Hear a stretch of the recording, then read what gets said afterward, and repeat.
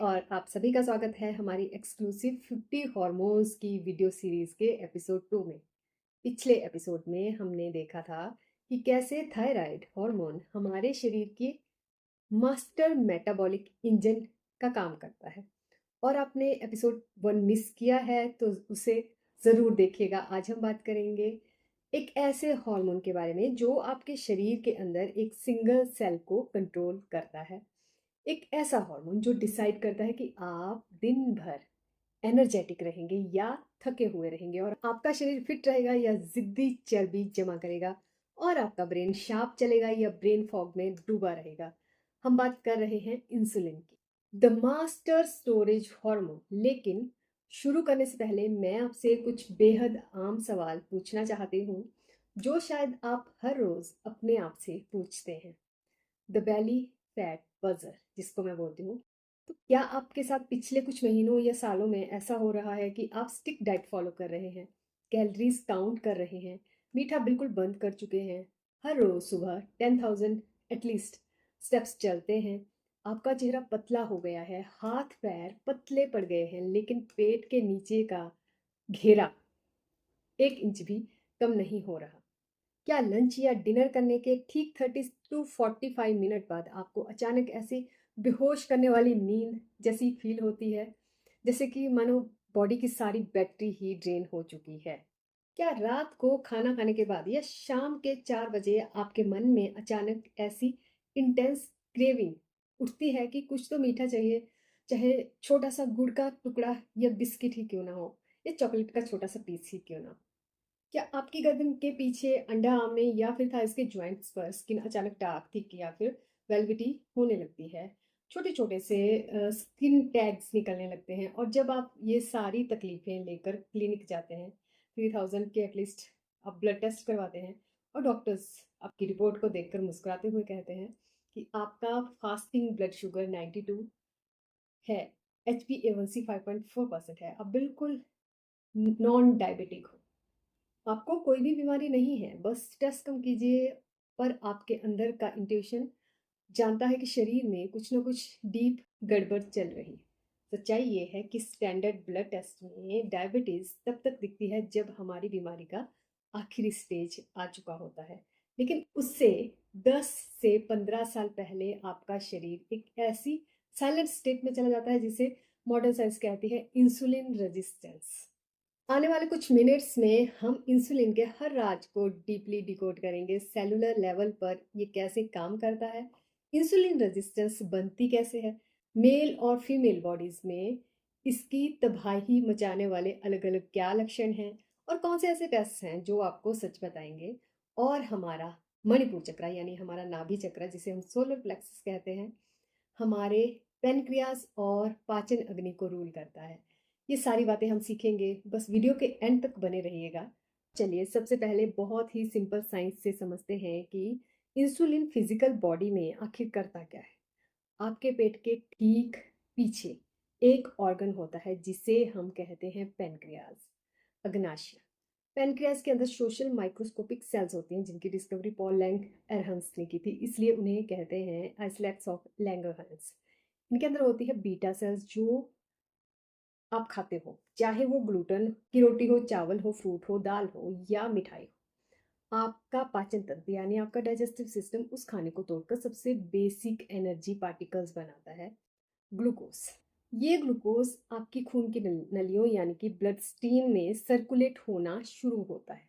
लेकिन हमारी बॉडी में एक स्ट्रिक्ट बायोलॉजिकल रूल है, खून के अंदर एक लिमिट से ज़्यादा ग्लूकोज रहना जहर यानी टॉक्सिक बन जाता है।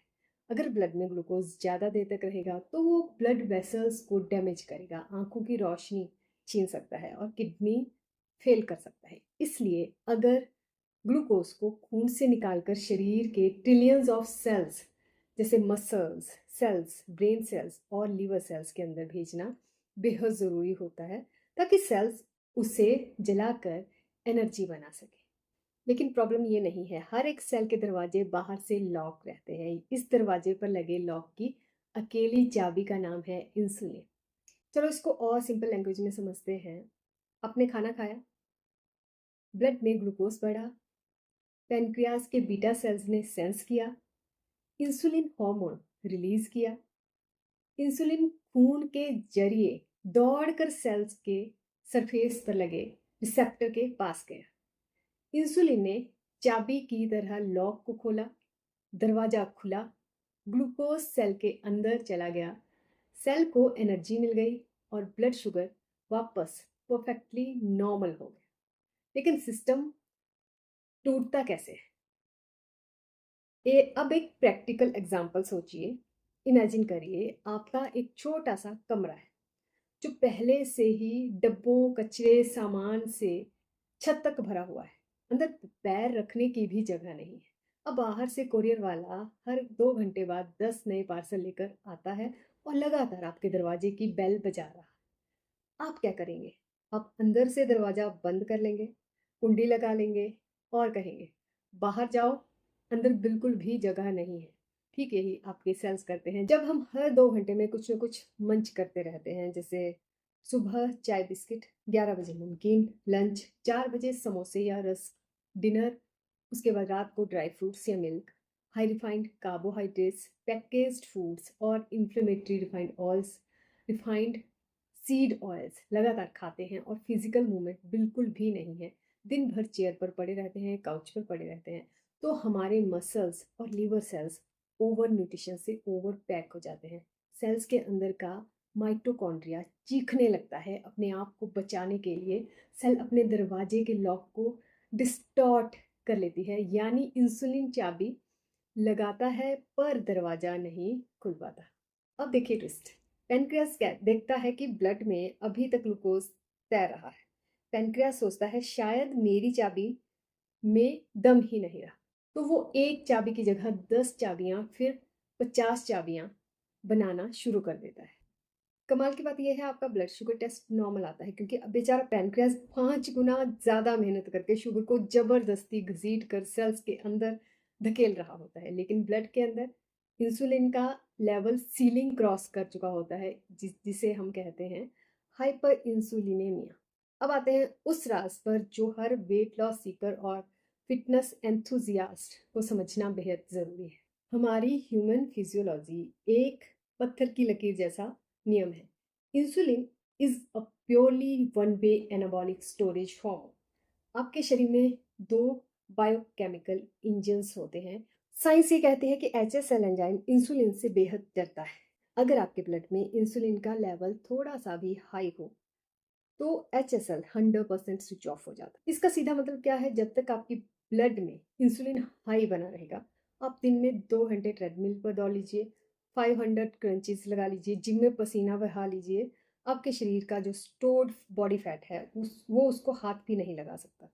बॉडी फैट लॉक हो चुका होता है और जब शरीर को काम करने के लिए एनर्जी चाहिए होती है तो वो चर्बी जलाने के लिए उसके बजाय वो मसल्स को तोड़ना और ग्लूकोज बनाना शुरू कर देता है, जिसे हम ग्लूकोनियोजेनेसिस कहते हैं। रिजल्ट क्या निकलता है? आपके मसल्स ढीले पड़ने लगते हैं, चेहरा थका हुआ और बूढ़ा दिखने लगता है, एनर्जी क्रैश होती है, लेकिन पेट की चर्बी वैसी की वैसी ही जमी रहती है। दोस्तों, इंसुलिन रेजिस्टेंस सिर्फ मोटापा नहीं है, ये बॉडी के बाकी सारे सेक्स हार्मोन्स को हाईजैक कर लेता है। चलिए देखते हैं दोनों जेंडर्स में, मेल और फीमेल में, ये कितनी अलग तबाही मचाता है। सबसे पहले फीमेल्स में बात करते हैं तो क्या क्या सिम्टम्स होंगे। आपने देखा होगा गायनेकोलॉजिस्ट अक्सर कहती हैं PCOS ओवरीज की बीमारी है, लेकिन 80% से ज़्यादा केसेस में PCOS basically ovarian insulin resistance है। जब हाई इंसुलिन ओवरीज के पास जाता है तो ये ओवरीज के थीका सेल्स को सिग्नल देता है मेल हार्मोन जो कि टेस्टोस्टेरोन है उसे बनाने के लिए। रिजल्ट, चिन और जॉलाइन पर मोटे मोटे काले बाल आना, सीवियर सिस्टिक एक्ने, स्काल्प से बाल पतले होना और पीरियड्स 2-3 महीने डिले होना या फिर बिल्कुल स्किप हो जाना। हाई इंसुलिन लीवर को ऑर्डर देता है कि वो SHBG sex hormone binding globulin बनाना बंद कर दे। SHBG कम होते ही ब्लड में हार्मफुल फ्री एस्ट्रोजन घूमने लगता है। इसे heavy painful periods, breast tenderness, mood swings और हिप्स, थाइस और स्टबन फैट जमा होना शुरू हो जाता है। गर्दन के पीछे अजीब सी काली लाइंस बनना जो धोने पर भी साफ नहीं होती हैं। इसके अलावा अंडर आर्म्स का डार्क होना, गले पर छोटे छोटे से मस्से आना, ये इंसुलिन रेजिस्टेंस का 100% विजिबल प्रूफ है। हाई इंसुलिन एग की क्वालिटी को खराब करता है और ओवुलेशन को रोक देता है, जिसे कंसीव करने में सालों लग जाते हैं। अगर हम मेल्स की बात करें तो पुरुषों के पेट के अंदर जो विसरल फैट होता है उसमें एक एंजाइम रहता है जिसे कहते हैं पैनिकोमेस्टिया, यानी चेस्ट पर फैट जमा होना। एस्ट्रोजन बढ़ने और टेस्टोस्टेरोन गिरने से मेल चेस्ट एरिया ढीला पड़ने लगता है और ब्रेस्ट टिश्यूज एक्सपैंड होने लगते हैं, जिसे मैन बूब्स कहते हैं। इरेक्टाइल डिसफंक्शन और पुअर सर्कुलेशन होने लगता है। इंसुलिन रेजिस्टेंस ब्लड वेसल्स की इंटरनल लाइनिंग को डैमेज कर देती है, जिससे वेसल्स में नाइट्रिक ऑक्साइड बनना बंद हो जाता है। ब्लड सर्कुलेशन स्लो हो जाता है, जिससे प्री मैच्योर ईडी और हाई बीपी ट्रिगर होता है। लीवर के अंदर एक्सेस फ्यूल जमा होकर ग्रेड 1 और ग्रेड 2 फैटी लीवर भी बनता है और किडनी से यूरिक एसिड बाहर निकलना बंद हो जाता है, जिससे पैर के अंगूठे और जॉइंट्स में तेज दर्द शुरू हो जाता है। अगर आपको टाइम रहते पता लगाना है कि आपकी बॉडी इंसुलिन रेजिस्टेंट है या नहीं, तो सिर्फ 100 रुपये का फास्टिंग ग्लूकोज टेस्ट करवाना बंद कर दीजिए। अपने लैब से ये फंक्शनल मेटाबॉलिक पैनल करवाइए, जो मैंने डिस्क्रिप्शन बॉक्स में दे रखे हैं। अक्सर लोग मुझसे पूछते हैं, मैम मेरा दोस्त तो 4 गुलाब जामुन पिज़्ज़ा खाता है, वो पतला रहता है, और मैं सिर्फ रोटी चावल खाती हूँ, फिर भी मेरा पेट बाहर निकलता जाता है, ऐसा क्यों? इसका जवाब छुपा हुआ है साइंस के सबसे मॉडर्न ब्रांच में, जिसे कहते हैं न्यूट्रीजेनोमिक्स, जीन्स और न्यूट्रिशन का मेल जिसे हम कहते हैं। सिंपल लैंग्वेज में अगर मैं आपको बताऊं तो genetics loads the gun but lifestyle and diet pull the trigger. आपके जिन्स सिर्फ बंदूक लोड करते हैं, पर गोली चलेगी या नहीं ये आपका खाना, आपकी रूटीन डिसाइड करता है। हमारी बॉडी में कुछ स्पेसिफिक जीन्स होते हैं जो डिसाइड करते हैं कि आपका शरीर कार्ब्स, फैट, इंसुलिन को कैसे हैंडल करेगा। TCF7L2 जीन, जिन लोगों में इस जीन का वेरिएंट या म्यूटेशन होता है, उनका पैनक्रियाज रिफाइंड कार्ब्स यानी मैदा, शुगर खाते ही ओवर रिएक्ट करता है और ज़रूरत से ज़्यादा इंसुलिन छोड़ता है।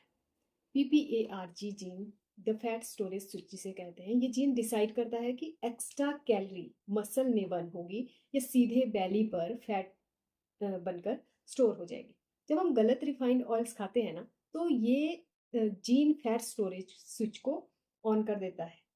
FTO gene, the craving gene जिसे कहते हैं, ये जीन हमारे ब्रेन के हंगर हॉर्मोन्स को रूल करता है। इसमें इम्बैलेंस आने पर खाना खाने के बाद भी दिमाग को लगता है कि पेट नहीं भरा, कुछ मीठा और चाहिए। कंट्रोल आपके हाथ में ही है, आपको पता नहीं है। सबसे अच्छी बात पता क्या है? जीन्स आपका डेस्टिनी या किस्मत नहीं है। न्यूट्रीजेनोमिक्स ये प्रूव कर चुकी है कि आप जो भी निवाला या बाइट मुंह में डालते हैं, वो सिर्फ कैलोरीज नहीं होती, वो आपके डीएनए के लिए एक कोड या इंफॉर्मेशन होता है। जब आप processed junk, refined seeds oil और शुगर खाते हो, तो आप उन बैड डिजीज जीन्स को एक्टिवेट कर रहे हो, उनके स्विच को ऑन कर रहे हो। और जब आप राइट सीक्वेंस, होल फूड्स और पर्सनलाइज्ड न्यूट्रीजिनोमिक्स फ्यूल देते हो, तो आप उन फास्ट स्टोरेज जीन्स को चुपचाप सुला देते हो, उसका स्विच बंद कर देते हो। अब बात करते हैं हमारी इस वीडियो के सबसे डीप स्पिरिचुअल और साइकोलॉजिकल पार्ट पर। हमारा पैनक्रियाज फिजिकली और एनर्जेटिकली हमारे थर्ड चक्रा, जिसे मणिपुर चक्रा, सोलर प्लेक्सस या नाभि चक्रा के नाम से भी जाना जाता है, इससे कनेक्टेड होता है। वो कैसे?